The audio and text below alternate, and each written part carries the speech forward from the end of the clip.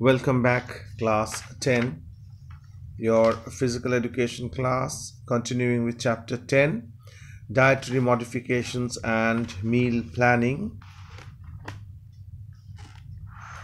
Today we'll start with protein. Protein. We all know protein. We are very concerned about protein. We always say that our protein intake should be absolutely to the par. One should intake protein. Protein is very essential for the body. We all have heard it, and we are very concerned about the intake of protein. We all know protein is the building block of our body. It is necessary for muscle growth and repair. It is not a primary source of energy. It is not a primary source of energy. It is necessary for muscle growth and repair. It is more efficient for the body to get energy from carbohydrates. But if carbohydrate intake is low, then the body must use protein. So if the basic source of energy is carbohydrate, but the work of protein is muscle growth and repair. If carbohydrate intake is low, in your body carbohydrate is low, protein acts as a source of energy supplier. Extra metabolic processes are necessary to use protein for energy, and once protein is used for energy, it is no longer available for growth or repair. So if protein is used for energy, it is no longer available for growth and repair. During exercise, protein production decreases and protein degeneration increases. So during exercise, protein is used up for exercise, so degeneration increases. This process is continuous in nature and regulated by exercise intensity and amino acid availability. So this process is a regular process. So it all depends on how intensely a person is working out and what is the availability of amino acids, how much amino acids is available. If sportsmen have difficulty in building muscles, it is usually due to low protein intake, but rather to low caloric intake. If a sportsman have difficulty in building muscles, it is not due to low protein intake, but rather to low caloric intake. Male and female athletes undergoing strength, speed and endurance training should take 1.6 to 1.8 for male, and for female 1.2 to 1.4 grams of protein per kilogram of body weight. So if an athlete is male and he is undergoing strength, speed and endurance training, from 1.6 to 1.8 grams of protein per kg body weight is necessary. If the athlete is a lady or a female athlete, she should take 1.2 to 1.4 grams of protein per kilogram of her body weight. Daily recommended allowance of protein for non-athletes, persons who are not exercising or those who are non-athlete, normal people, is 0.8 grams per kg of body weight. The amount of protein an athlete needs depends in part upon the level of fitness, what type of exercise that person is doing, what is the level of fitness, intensity, duration, total calories and carbohydrate intake. Recommended protein intake for athlete performing short duration event around 15 to 25%, intermediate duration event around 15 to 25%, and long duration event around 10 to 15%. Now, level of fitness. Physically active people need more protein compared with those who don't exercise. So physically active people, they need more protein than sedentary lifestyle people, those who sit and work. They need less protein than a person who is a laborer, a person who is working out or is physically active. Number 2, Exercise type, intensity and duration. Endurance athletes often burn protein as fuel. Endurance means those who run, athletes, those who play. So they need more protein, they burn rather more protein for fuel. As do bodybuilders and others, those who do intense strength building activities. Bodybuilders and others, those who work out in the gym, they also need high protein. Then comes total calories. Body burns more protein if one doesn't consume enough calories to maintain the body weight. If a person does not consume enough calorie to maintain the body weight, the body will start burning the protein. This happens if one eats too little or exercises too much. So if a person is exercising too much and eating too little, the body will burn protein as calorie, or vice versa. Carbohydrate intake. Body may use protein for energy if exercised with low levels of muscle glycogen, or if one does repeated training sessions without eating more carbohydrates. So body may use protein as energy. The body will use protein as energy if exercise is done when the muscle glycogen store is low, or one is doing repeated sessions of exercise without eating more carbohydrate. If the carbohydrate storage in your body is low, muscle will act as a energy supplier. When we start with enough muscle glycogen, protein supply is about 5% of the energy. If the muscle glycogen level is full, then the protein supply will be just 5% as an energy giver. Otherwise, it may supply up to 10%. Otherwise, protein will supply 10% as the energy giver. Excessive protein intake levels, however, can be toxic. So in this, if we get overexcited and start consuming more protein than which is necessary for the body, it will become toxic, because the urea and ammonia are also the byproducts of the protein metabolism.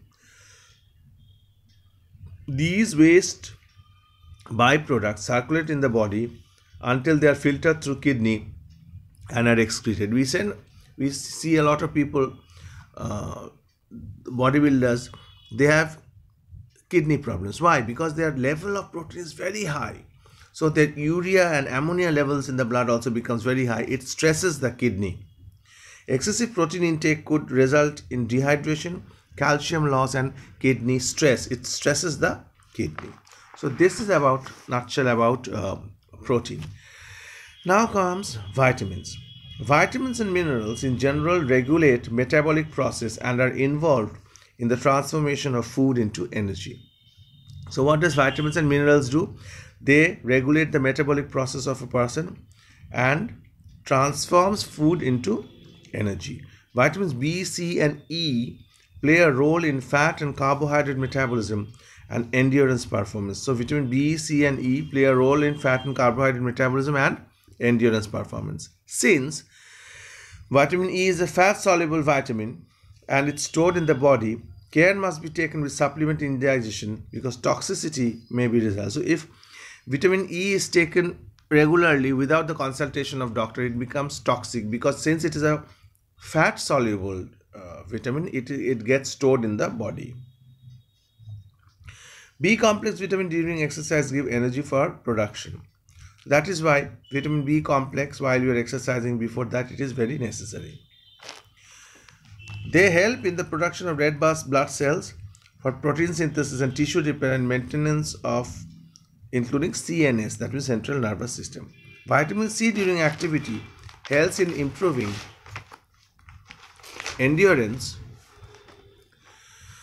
of athlete. Vitamin C is also necessary, but now during this COVID, we were all being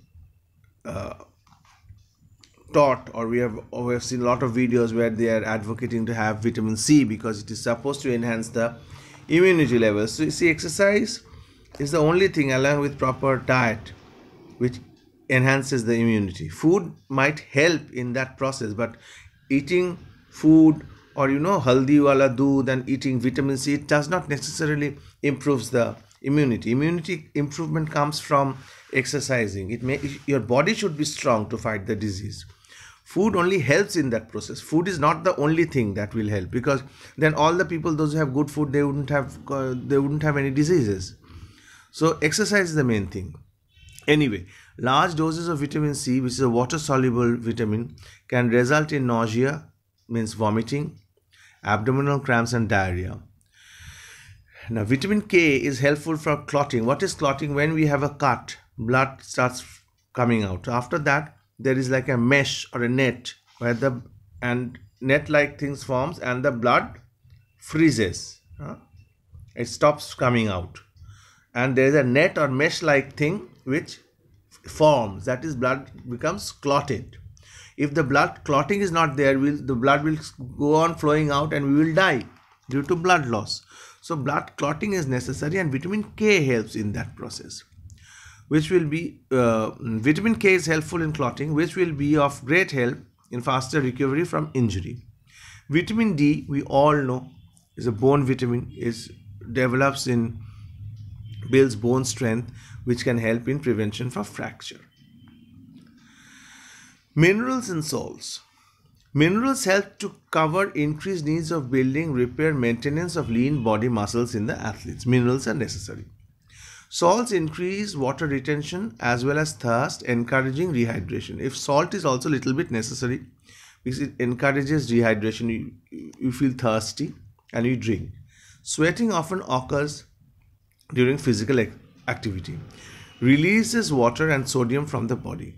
To function at their peak, athletes need to replenish this loss through water, sports and drinks. So athletes sweat, waters come out from the sweat, and athletes need to replenish this water loss through drinking.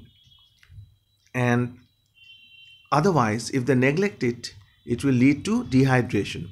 Neglecting to replace both fluid and sodium loss results in dehydration, which causes impaired mental focus. You will not be able to focus, impaired energy and metabolism, and imbalance in electrolyte levels. Sodium potassium levels will get jeopardized. It also results in rapid fatigue and decrease of energy. If a person or an athlete is dehydrated, it will decrease their activity level, and they will rapidly feel tired, or they will experience a decrease in the energy level. Iron for hemoglobin synthesis helps in better transport for oxygen. Iron is necessary. Calcium, magnesium and phosphate for maintenance of bone health, preventing easy bone injury. Sodium and potassium helps in better neuromuscular transmission, which helps in improving the coordination and better reaction time. So sodium, potassium, calcium, salt, these are necessary for the proper functioning of the body. Middle distance runners are particularly susceptible to low iron status for various reasons. Those who are in athletic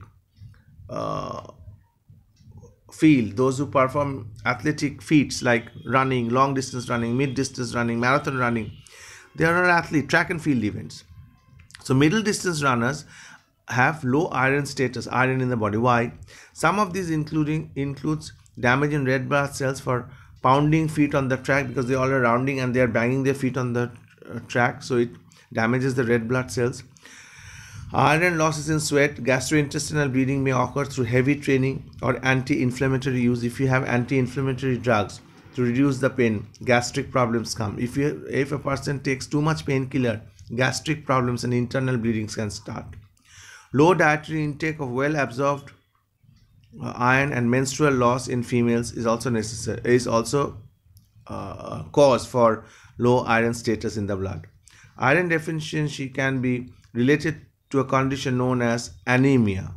As a result, significant decrease in physical performance may occur. So intake of iron may help in increasing hemoglobin, which can help in better performance of aerobic activity. So to perform better, if there is a deficiency of iron in the blood which has led to anemia, iron supplements or food containing iron should be consumed to increase the level in the blood. Plant-based iron foods such as green vegetables are poorly absorbed by the body compared to animal iron foods such as meat. So obviously, we all know that vegetables are second-class proteins because they are not completely absorbed in the body. First class proteins are meat, fish, eggs, which are non-veg. So it is said that plant-based iron food like vegetables, they are poorly absorbed by the body. Is not able to absorb it properly. But meat, fish, they are completely absorbed. So it is better if a person is a non-veg to have meat, fish, so that the iron level increases in the body. So in today's class, we have learnt about protein and its function in the body, and especially the athletes, how protein is necessary, and if the carbohydrate level in the body goes down, how protein is helpful in increasing the in supplying the energy. We have learnt about vitamins, its function in the body, and the function of minerals and salts, and how it helps an athlete to perform better. That is all for today. Thank you.